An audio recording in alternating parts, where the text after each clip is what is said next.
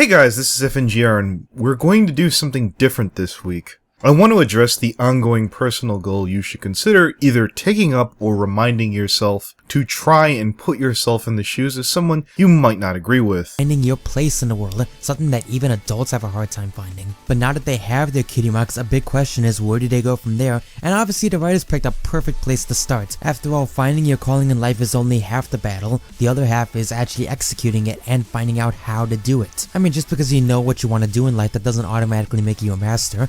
Take this one, for example. This video is from the Watchful Pony.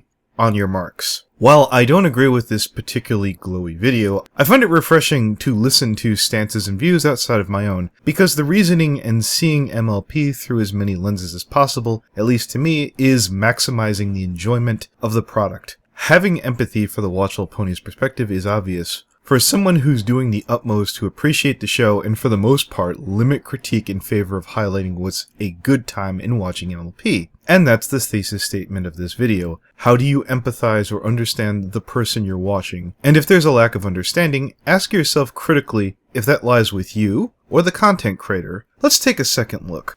I was never that negative about the show. I was always singing its praises and analyzing it from a perspective of appreciation. It was all the other reviewers, mostly, who would nitpick and, take it way too hard when they didn't like an episode. I was always over here on my own little island saying, this show really does have pretty in-depth characterization and great character development, and it really is quite an achievement artistically that we should all be appreciating and be happy that is a part of our lives.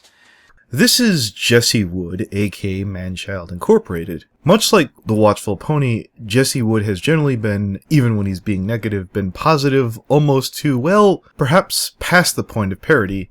Obviously, Jesse throughout his tenure with Brony in Season 4 may have played up a bit of a cad. A heel, if you will. Generally, if you paid enough attention for those who looked beyond the surface, it would have become apparent that if you look past a negative viewpoint, you have a whole new worldview perspective, not only for the show, but perhaps well beyond that. That comes from understanding and patience. I'm not saying anything as tacky as love and tolerate. I'm suggesting that when you disregard something out of hand, not only do you limit yourself, not only do you limit someone else's growth, you limit your own. Don't just finish a video and try and understand the content creator's perspective. Continue looking at his work, try and get a feel for that person. If you're confused after 3 or 4 videos, simply ask, why do you feel this way? You might learn something. Going to a channel to scream at someone is never really a way to learn, and it's hardly ever productive. And the only person who can ultimately force you to stop thinking and tune out is you. Again, I bring this up with our continually shrinking community. With many scaling back, I think it's an excellent time to not only remind the people that we love to watch, but to go back and find out why people left in the first place. Maybe a kind word can make it a little easier to ignore a cruel one. And no one is asking you not to be critical. When you see something new or old sporting a different view from you or one of your favorite content creators, the first question that should come to your mind is, well, why do you feel that way? A whole world of insight opens up to you when you can appreciate everyone else's views, not just the nice ones. Thank you.